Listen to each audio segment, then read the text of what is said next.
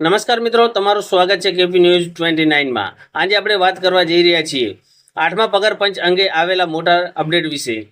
આની અંદર સરકાર શું કહે છે, રિપોર્ટ ક્યારે આવશે, પગારમાં કેટલો વધારો થશે અને ક્યારે થશે, અને ફિટમેન્ટ ફેક્ટર 3.8 અંગે શું હાલ ચાલી રહ્યું છે। તો ચાલો દર્શક મિત્રો સમગ્ર માહિતી સરળ ભાષામાં આપણે સમજીએ। તો દર્શક મિત્રો, આજે આપણે 8મા પગાર પંચ વિશે વિગતવાર ચર્ચા કરીશું। સૌપ્રથમ સમજીએ કે 8મો પગાર પંચ એ શું છે।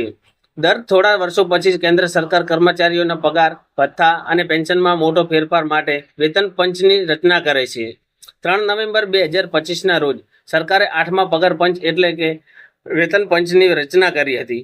હાલમાં કર્મચારીઓમાં સૌ પ્રથમ મોટો પ્રશ્ન એ છે કે પગારમાં વધારો ક્યારે મળશે।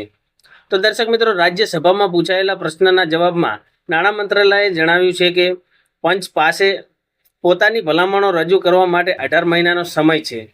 આથી અંદાજે 2027 સુધીમાં પંચ પોતાની ભલામણો આપી શકે છે, પરંતુ તેનો અર્થ એ નથી કે તે દિવસે જ પગાર લાગુ થઈ શકે છે।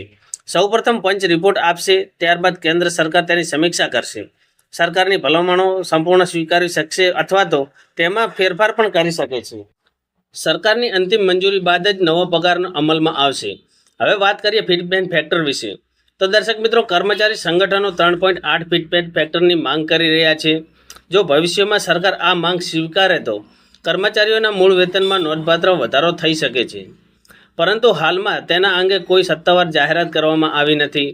નાણાં મંત્રાલયે એવું પણ જણાવ્યું છે કે 8મું વેતન પંચ એ સ્વતંત્ર રીતે કાર્ય કરી રહ્યું છે। સરકાર એ પંચની રોજિંદી કામગીરીમાં હસ્તક્ષેપ કરતી નથી। પંચ વિવિધ હિતધારકો અને કર્મચારી સંગઠનો સાથે ચર્ચા કરી રહી છે। કર્મચારી સંગઠનો ડીએ, એચઆરએ, પેન્શન, સેવા શરતો અને અન્ય ભથ્થા અંગે પોતાના સૂચનો આપી રહ્યા છે। આગામી સમયમાં પંચ સાથે આ તમામ સૂચનોનું વિશ્લેષણ કરશે, ત્યારબાદ અંતિમ ભલામણો સરકારને મોકલવામાં આવશે।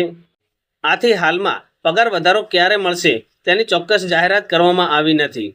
કર્મચારીઓએ સત્તાવાર જાહેરાત માટે રાહ જોવી પડશે। જ્યારે પણ સરકાર અથવા તો વેતન પેન્શન તરફથી નવી માહિતી મળશે ત્યારે તમને સૌથી પહેલાં અપડેટ આપીશું। જો તમને આ માહિતી ઉપયોગી લાગી હોય તો વિડીયોને લાઇક કરો, તમારા મિત્રો સાથે શેર કરો અને આવી જ વિશ્વસનીય ગુજરાતી ન્યૂઝ માટે કેપી ન્યૂઝ 29ને સબસ્ક્રાઇબ કરો। આભાર દર્શક મિત્રો।